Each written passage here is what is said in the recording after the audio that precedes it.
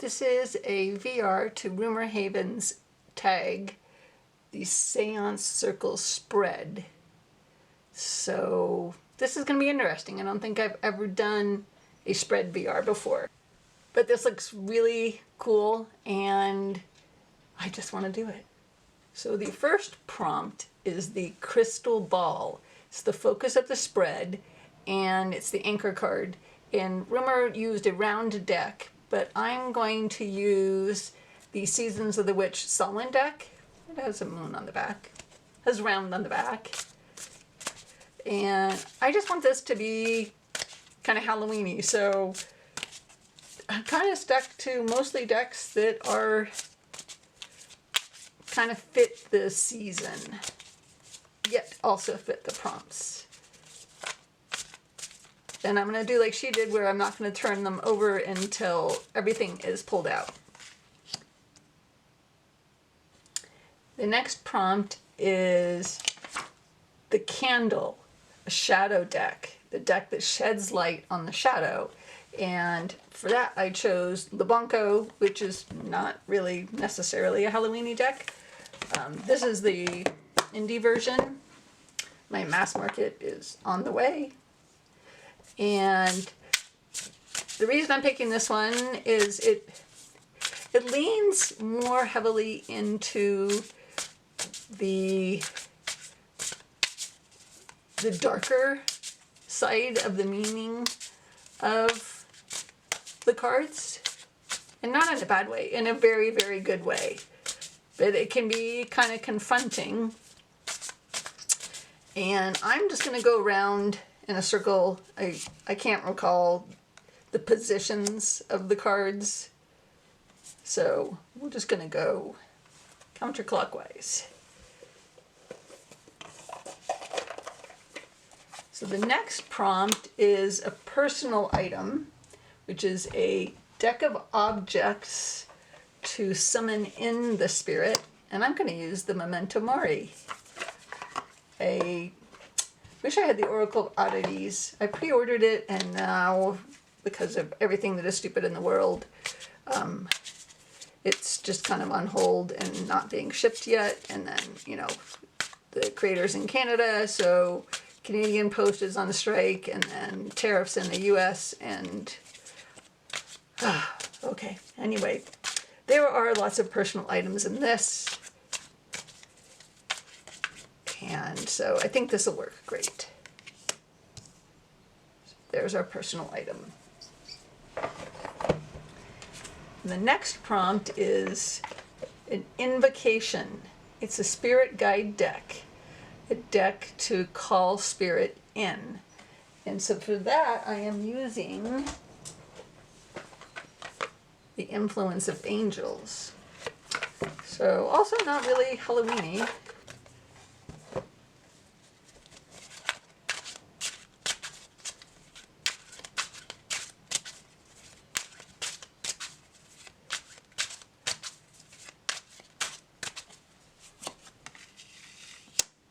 Put that over there. Try not to overlap them too much.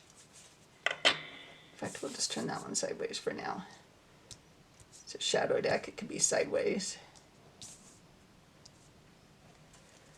Okay.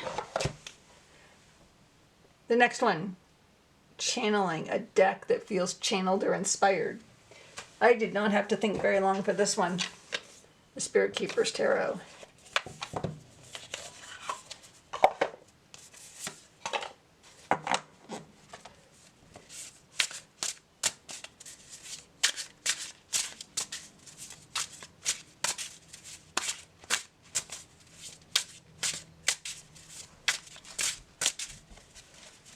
Fit all these on here. Doo-doo-doo. I don't know. Like that, like that. Does that work?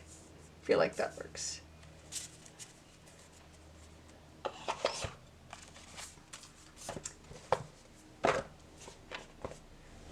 And then the next one is Spirit Photography, a photo deck. And I have the perfect one that I only just recently got. It is the Crowley Waite Victorian Tarot. the, what kinds of stuff in here. And so,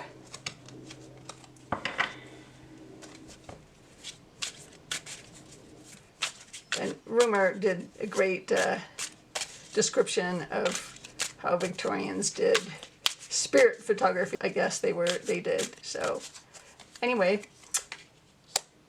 there's that one. Okay. And the next prompt, 7, Materialization, a supernatural deck. It's kind of a haunting deck where spirit has, or ghosts have materialized. And she used Unfinished Business, which I almost used, but then I remembered I had the Haunts Oracle, which is a very recent arrival also. So we're going to use the Haunts Oracle for our materialization.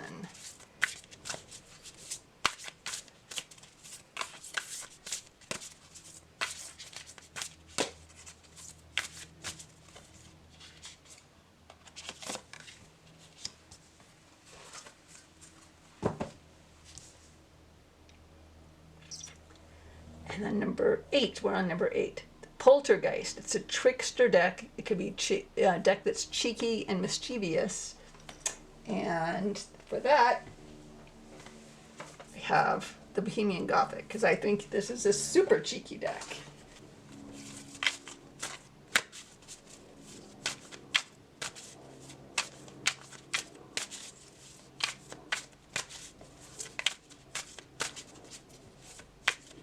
And this is the 3rd edition, so it doesn't have the cold foil stamping. I think that still shows up. And then the Collective Hallucination. So for the Collective Hallucination, it's a FOMO deck. And for the FOMO deck, I chose the Tarot of Echoes. So it can be a deck that you like or don't like because of FOMO. I got this because I wanted it before. It's going to come out mass market. So there's no reason for me to have spent $60 some odd, I think it was, and get the autographed version without a guidebook, other than FOMO. Didn't want to wait for the mass market version.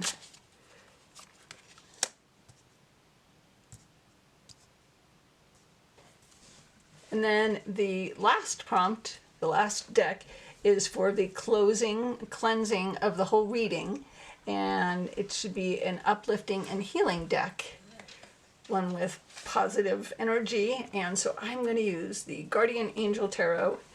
And I know some people would disagree about the energy of this deck because of the creator, but I am aware, but I believe that there was good energy when it was created, and I choose to go with that other than what the creator has done since, which I don't really follow, so I don't know other than a very little. They've turned their back on tarot, which, sure, go ahead. This is a lot of people's grandma deck. So we're going to put that one underneath the opening since it's for the closing. So I need to get a bunch of stuff out of my way, and then I can work on the reading. Okay, so let's start turning the cards over. Actually, I need to fix the light. There we go. So, Bat. Invoke thy power and fear not the hidden. What lurks is coming and with undenying change. Okay.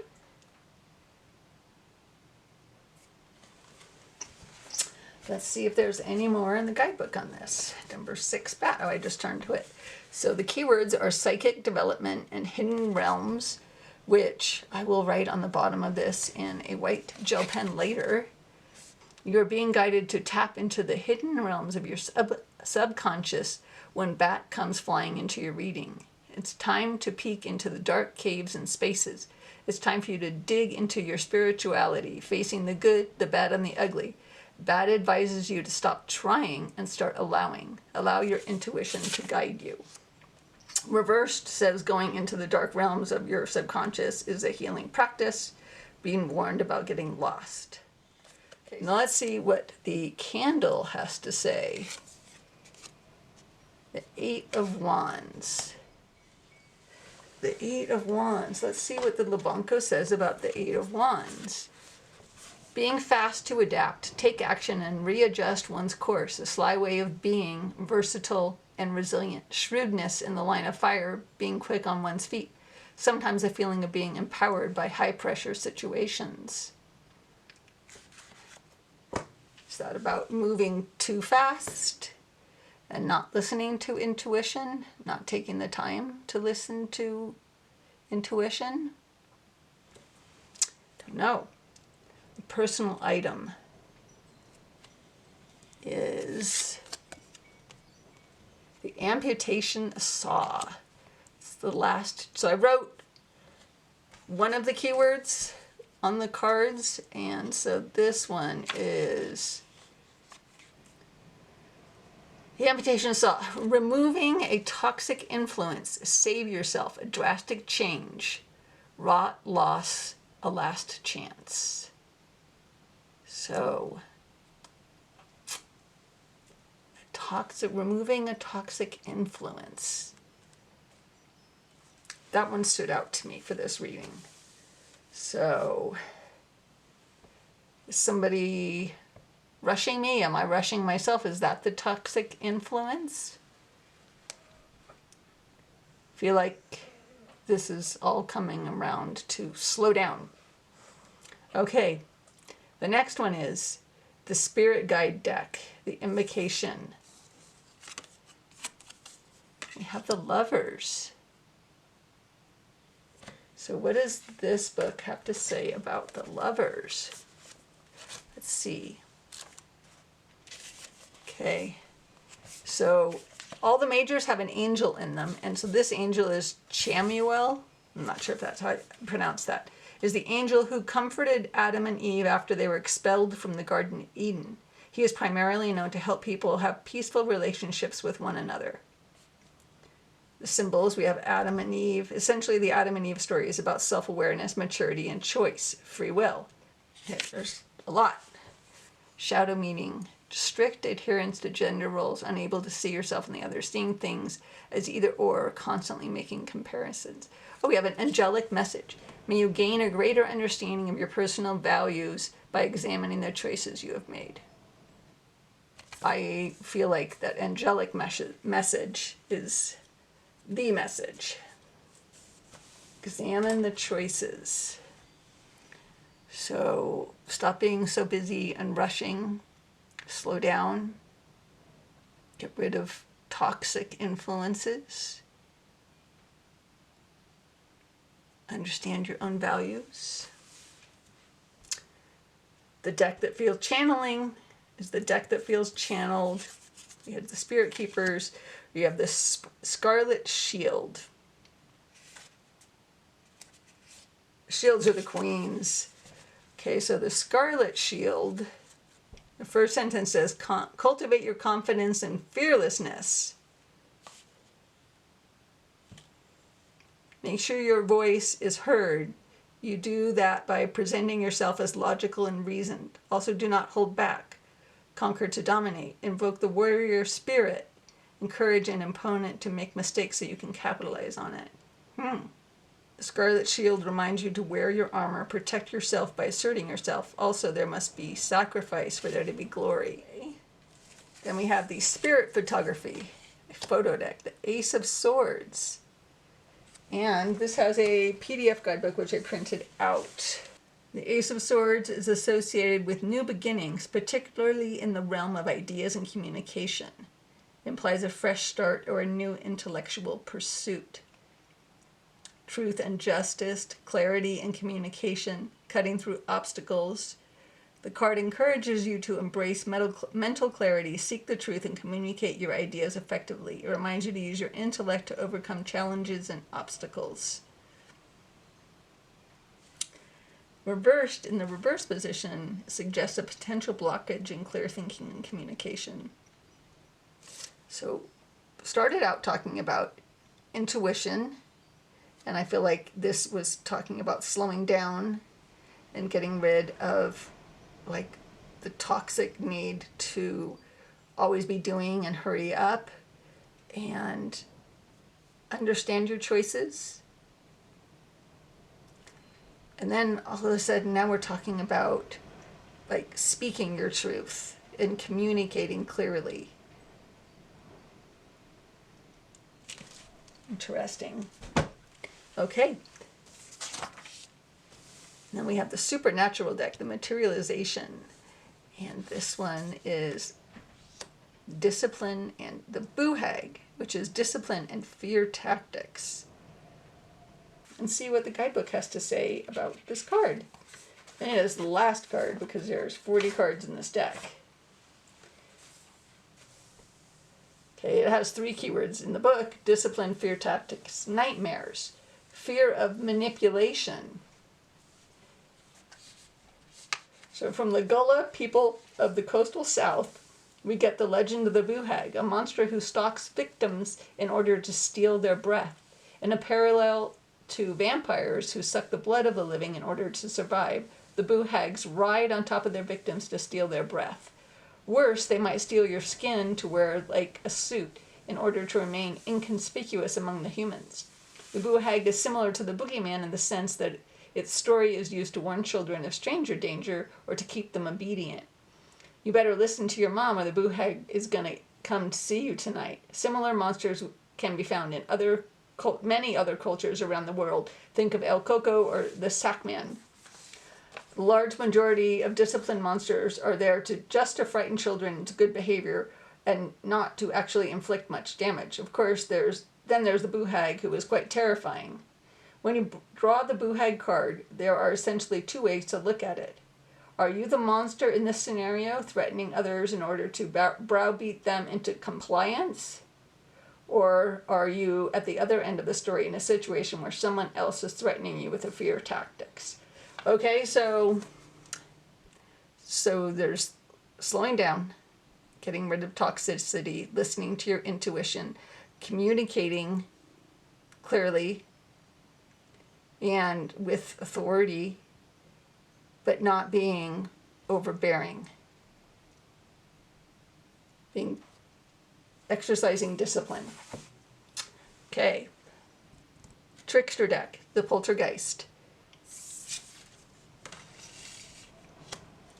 6 of Wands.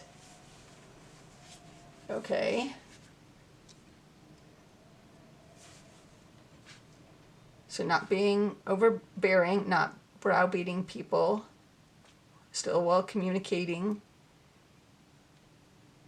And I see this as, I kind of am seeing all of these cards as their reverse meaning. And so the 6 of Wands is about victory, but I can also see it as being lording over people,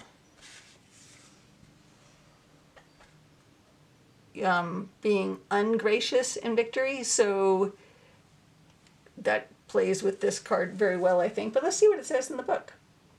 A victory won at the expense of others. Vanity, yes, vanity. That was the word I was thinking of. And egotism. The wrong side wins. The wrong side wins. Taking all the credit. Not acknowledging those that have helped. Letting a triumph go to your head. Becoming dictatorial and overconfident. Okay, so yeah, this is saying don't, do this. Don't do this. And the last one before we get to the closing is the FOMO deck, the collective hallucination. And we have the Page of Cups. Okay. And the last one is the closing. So for the closing, we have the Five of Thought. And this has a meaning right on the card. So the Five of Swords is about some conflict, but not like a serious conflict. But this is always, in this deck, it's always in the light. So the path you were on seemed like the right one, but now you've run into a challenge. There's a better direction for you that will make you much happier in the end. Changes are necessary so that you can get back on track. Avoid negative people who are draining or who bring unwanted drama into your life. Okay, so we have the Page of Cups. So maybe the Page of Cups is someone in my life, in your life, if this reading is resonating with you, who might be a little overly emotional or not very in control of their emotions. And so maybe need to be aware of those people. Maybe there's someone who's going to take offense at being honest and communicating more, even if you're not being overbearing. Maybe there's someone who's just so sensitive, overly sensitive. It could also be a warning not to be overly sensitive, maybe, and taking feedback. Don't be that person. Don't be the drama queen. I can see both sides of that. I can see I have someone in my life who is in a very emotional situation right now and is very emotional, and it is draining. But also, I can see where in my life right now, being more assertive, trusting my intuition more, and maybe letting other people take credit. Let other people have the win. And don't take it personally. Don't be emotional about it, like wanting credit. This is a very cool spread, and Rumor had a great idea for this. I love this.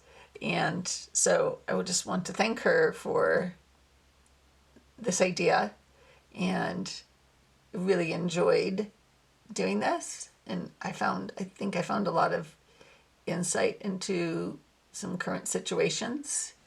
So thank you, Rumor. Great tag. Okay. Well, that was cool. I hope you enjoyed that. So take care of yourself. Have a nice day. Bye.